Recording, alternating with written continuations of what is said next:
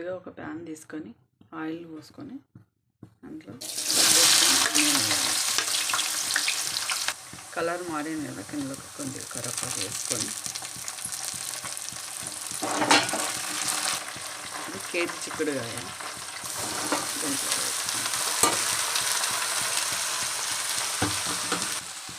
ఇలా కలర్ మారిన దాంట్లో అల్లం వెల్లుల్లి పేస్ట్, పసుపు వేసుకొని కొద్దిసేపు మూత కొద్దిగా సాల్ట్ వేసుకుంటే త్వరగా ఉడుకుతుంది. కట్ చేసుకున్న మెంతెం కూర ఒక కట్ట అలా వేసుకొని పొయ్యి చిన్నగా పెట్టాలి. కారం మీరు తగినంత వేసుకోవచ్చు.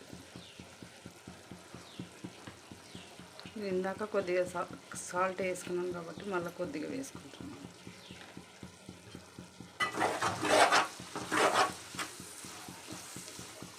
పొయ్యి చిన్నగా పెట్టేసి మూత పెట్టేసుకోవాలి. ఇలా అవుతుందో దీంట్లోకి కొత్తిమీర వేసుకోవాలి.